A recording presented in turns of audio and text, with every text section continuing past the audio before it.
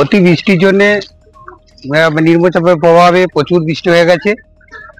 আমাদের যে রাস্তা পাত্রসার ব্লক যাওয়ার এবং স্বাস্থ্যকেন্দ্র যাওয়ার একটাই রাস্তা, সেটা এখন বিচ্ছিন্ন, অ্যাম্বুলেন্স বা গাড়ি যাতায়াত টোটাল বন্ধ হয়ে গেছে। মানুষের ক্ষতি হচ্ছে। ছাত্রছাত্রী বা রোগী কিভাবে এখন যাতায়াত করছে? এখন যাওয়া যায় টোটালি বন্ধ আছে। জল কমলে তারপর অ্যাম্বুলেন্স বা গাড়ি বা ছাত্ররা সবাই যেতে পারবে। এই এলাকার রাস্তা এটা নানপুর থেকে ধগড়িয়া যাওয়ার রাস্তা, পাত্রসার যাওয়ার রাস্তা। এটাই কি একমাত্র রাস্তা? হ্যাঁ, এটাই আমাদের একমাত্র রাস্তা পাত্রসার যাওয়ার। এই রাস্তাটি এখন বিচ্ছিন্ন হয়ে গেছে। কিসের জন্য বিচ্ছিন্ন হয়েছে? এটা নিম্নচাপের প্রভাবে অতিবৃষ্টির কারণে রাস্তার জল বেড়ে গেছে।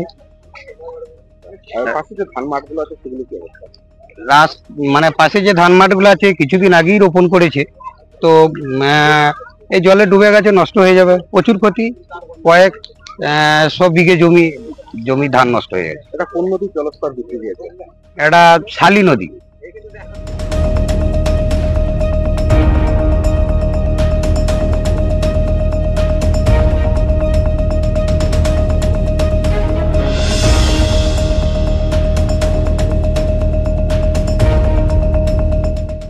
থেকে ধগড়িয়া যাবার রাস্তা এখন কি সমস্যা?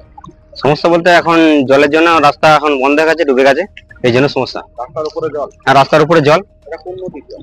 এটা শালী নদীর জল। এটা কোন রাস্তা? এটা নারায়ণপুর থেকে ধগড়িয়া যাওয়ার রাস্তা। কি কি সমস্যা হচ্ছে রাস্তাটা? সমস্যা বলতে আমাদের যে অ্যাম্বুলেন্স যায় সেই সমস্যা হচ্ছে, আর গাড়ি যোগাযোগ ব্যবস্থা খুবই খারাপ। আর যে স্কুলে যে সমস্যা, যে স্কুল কলেজ মানুষ যেতে পারছে না, ছাত্রছাত্রীরা যেতে পারছে না। এই দুপাশে যে মাঠ রয়েছে হ্যাঁ, সেটা ধান রোয়া হয়েছিল দুবার ধরে, ওগুলো ডুবে গেছে। কত বিঘা হবে? কয়েকশো বিঘা হবে? হ্যাঁ, কয়েকশো বিঘা হবে। এখন কি যাতায়াত সম্পূর্ণ বন্ধ? এখন যাতায়াত সম্পূর্ণ বন্ধ।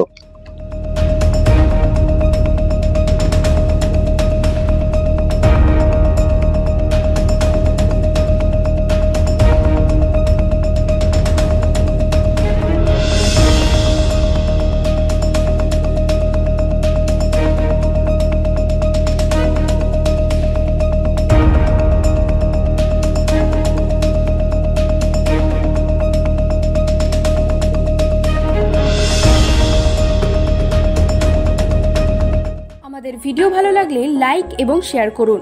কমেন্ট সেকশনে গিয়ে জানান আপনাদের মতামত। আরও ভিডিও পেতে আমাদের চ্যানেল সাবস্ক্রাইব করুন এবং প্রতি মুহূর্তে খবরের আপডেট পেতে প্রেস করুন বেল আইকন।